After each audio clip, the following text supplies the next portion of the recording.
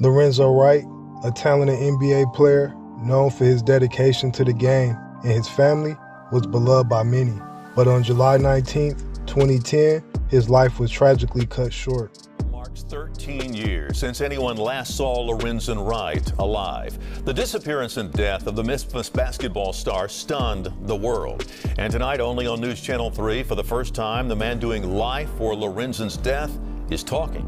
And he's only talking to News Channel 3. WREG investigators April Thompson and Zanetta Lowe, who've been covering the case for more than a decade, spoke with Billy Ray Turner behind bars.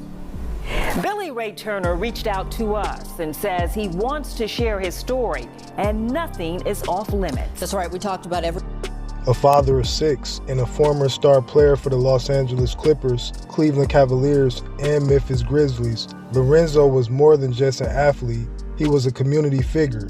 Yet, behind the scenes, struggles loomed. Living that lifestyle of the rich and famous. And the only way to do that is by killing Lorenzen Wright.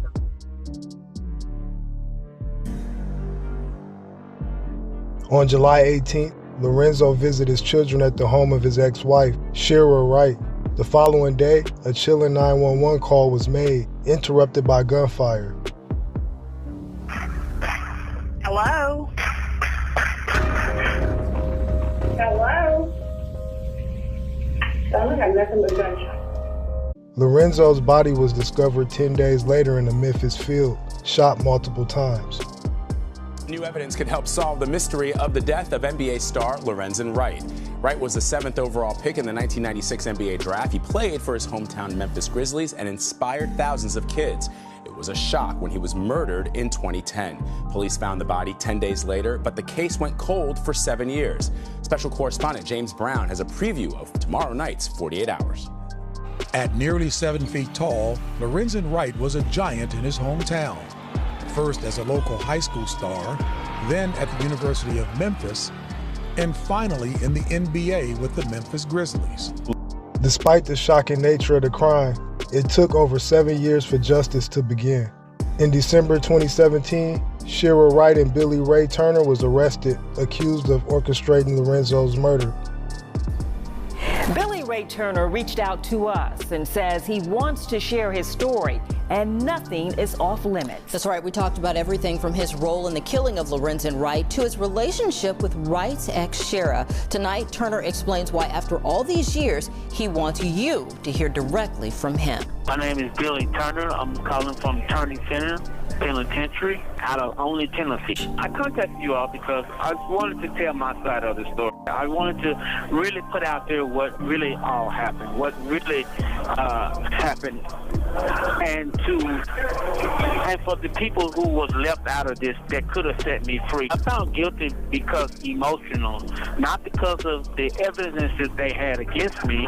It was basically an emotional conviction because everybody was tied to Lorenzen and everybody loved Lorenzen. If you weren't involved and there were these other people and information that you believe could have cleared your name, how did you get caught up in all of this in the first place? I got caught up because I did work for Shira. I did work for her, and in the process doing work, I didn't really know Jimmy. Jimmy Martin, the prosecution's star witness. You solemnly swear or affirm the testimony that you will give in this case be the truth, the whole truth, and nothing but the truth, so help you God. Yes, sir. Martin is Shira's cousin and a convicted killer. The state named him an unindicted co-conspirator. They said he led police to the murder weapon. Was that your gun?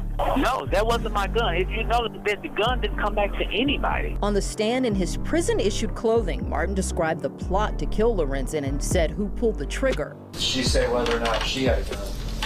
Yes, sir. Did she say whether or not Billy had a gun? Yes, sir. She said both of them had a gun. Did she say whether or not both of them fired?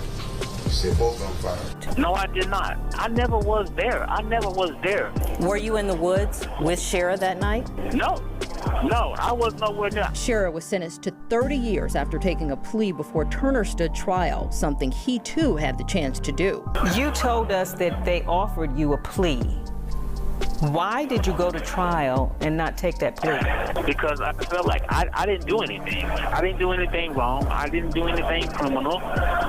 So I wasn't taking any plea for something I did not do. They even ate lunch during their deliberation over my decision over a man's life.